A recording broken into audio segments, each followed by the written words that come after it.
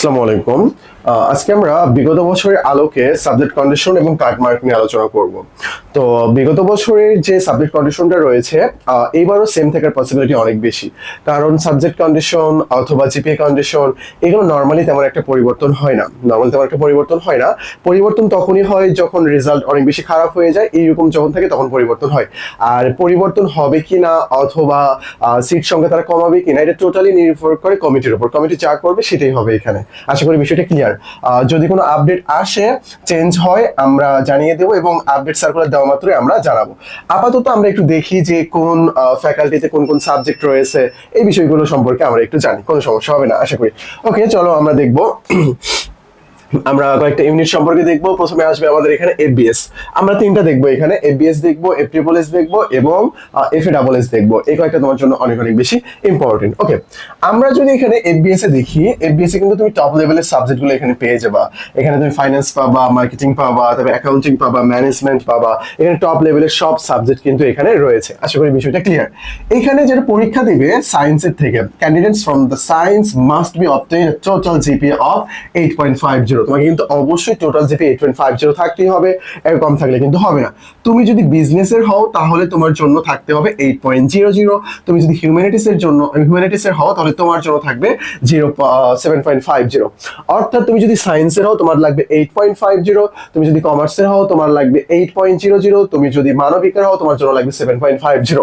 Normally মানবিক ও বিজনেসের জন্য এখানে কম রয়েছে। আশা করি বিষয়টা ক্লিয়ার। তাহলে এই যে জিপিএ কন্ডিশনটা, এই কন্ডিশনটা তুমি যদি ফিল আপ করতে না পারো তাহলে তুমি কিন্তু এই ইউনিটে পরীক্ষা দিতে পারবে না। বুঝতে পেরেছো? এই ইউনিটে পরীক্ষা দেওয়ার জন্য তোমাকে কিন্তু অবশ্যই এই টপিকস গুলো ভালোভাবে ক্লিয়ার করতে হবে। ওকে, তারপরে আমরা যদি আলোচনা করি এফ ট্রিপল এস নিয়ে, এফ ট্রিপল এস এর যে অন্যতম যে সাবজেক্টটা রয়েছে আইআর রয়েছে, তারপরে এলএলবি রয়েছে, ল রয়েছে, এখানে মাস কমিউনিকেশন এন্ড জার্নালিজম রয়েছে, তারপর তোমার এখানে রয়েছে পিস এন্ড কনফ্লিক্ট রয়েছে এখানে।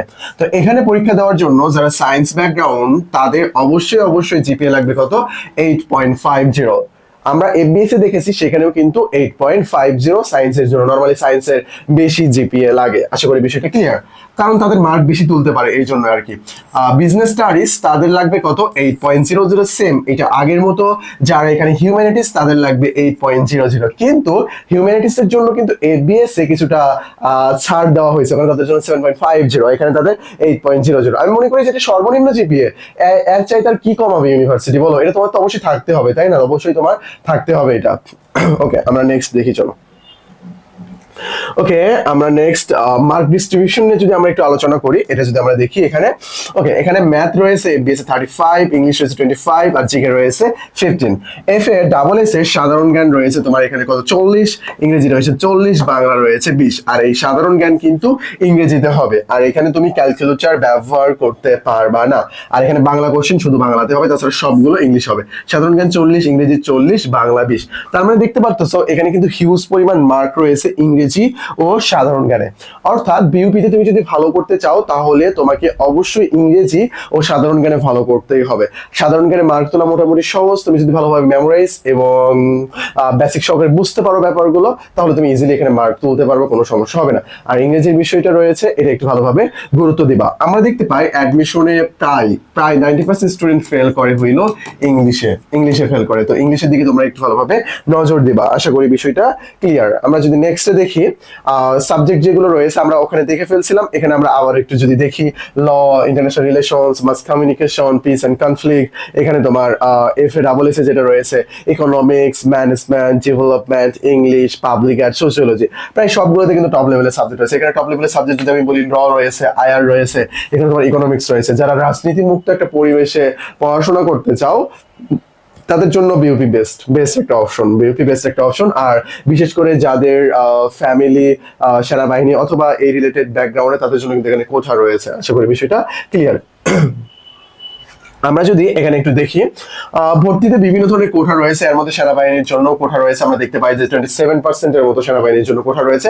দেখা যাক সামনে এটা চেঞ্জ করে কি না। আচ্ছা, যাই হোক, অর্থনীতিতে পড়তে চাইলে তোমাকে অবশ্যই অর্থনীতি, পরিসংখ্যান, উচ্চতর গণিত, হিসাব বিজ্ঞান যে কোনো একটা সাবজেক্টে এসএসসি এইচএসসি তে পড়ে আসতে হবে, নাহলে তোমাকে অর্থনীতি তারা দেবে না। তুমি যদি ম্যাথ সম্পর্কে ভালো একটা আইডিয়া না থাকে তাহলে তোমাকে কেন অর্থনীতি দেওয়া হবে বলো আমাকে?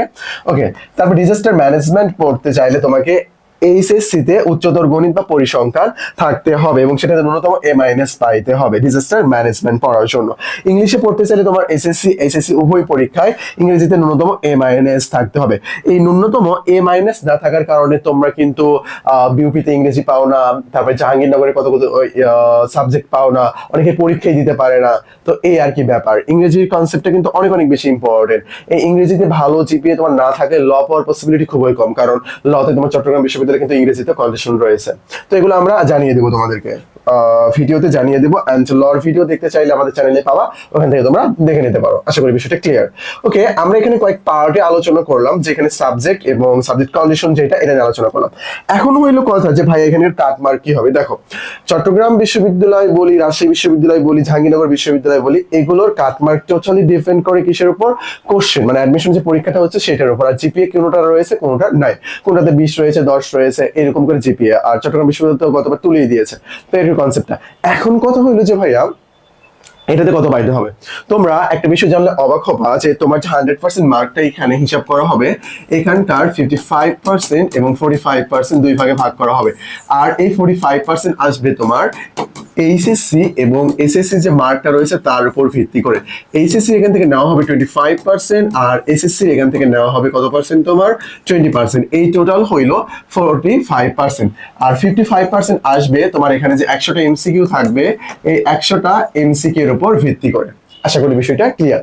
তার মানে বুঝতে পারতেছো এখানকার কাটমার্কটা টোটালি ডিপেন্ড করতেছে দুইটা বিষয়ের উপর। তোমার এদিকে যদি জিপিএ মার্ক কম থাকে, অর্থাৎ জিপিএ বলতে এখানে টোটাল মার্ককে বোঝাচ্ছে, টোটাল মার্কের পরিমাণ যদি কম থাকে তাহলে কিন্তু তুমি এদিকে বেশি তুলতে হবে, তোমার কিন্তু এদিকে বেশি তুলতে হবে। এই হইলো এখানকার ব্যাপার। তো কাটমার্ক টোটাল সব মিলিয়ে তুমি যদি 65% মার্ক ক্যারি করতে পারো টোটাল 100% এর মধ্যে, অর্থাৎ এই 100 এর মধ্যে 65% ক্যারি করতে পারো, তোমার চান্স ইনশাল্লাহ হয়ে যাবে। আমরা যে কোনো ইউনিভার্সিটির ক্ষেত্রে বলতে পারি যে 65% মার্ক মানে সেই ইউনিভার্সিটিতে চান্স হয়ে যাবে, এমনকি অনেক সময় ভালো পজিশনও হয়ে যায়। আর কোশ্চেন যদি একেবারে বেশি কঠিন হয়ে যায় তখন 60, 58 এইরকম মার্ক দিয়েও চান্স হয়ে যায়। কোশ্চেন কঠিন হইলে কোশ্চেন সহজ হলে কিন্তু কাটমার্ক বেড়ে যাবে, আর কোশ্চেন কঠিন হলে কাটমার্ক কমে যাবে। আমাদের এখানে কোর্স সংক্রান্ত ডিটেলস ইনফরমেশন দেওয়া রয়েছে। আমাদের বিউপি, ঢাবি, রাবি, চবে অনেকগুলো ব্যাচ রয়েছে, ফাউন্ডেশন কোর্সও রয়েছে, যেখানে সব ইউনিভার্সিটির জন্য পড়ানো হয়। তুমি আমাদের সঙ্গে ডিটেলস জানার জন্য আমাদের যে টেলিগ্রাম নাম্বারটা রয়েছে এই নাম্বারে নক দিতে পারো। আর এই যে আলটিমেট সাজেশন, এই বইটা পড়ার মাধ্যমে তুমি অ্যাকচুয়ালি বুঝতে পারবা যে কোন বিষয়গুলো তোমার পড়া প্রয়োজন, কোন বিষয়গুলো পড়া উচিত। আশা করি বিষয়টা ক্লিয়ার। এই নাম্বারে নক দিয়ে আমাদের কাছে ডিটেলস জেনে নিতে পারবা এই সংক্রান্ত ইনফরমেশন।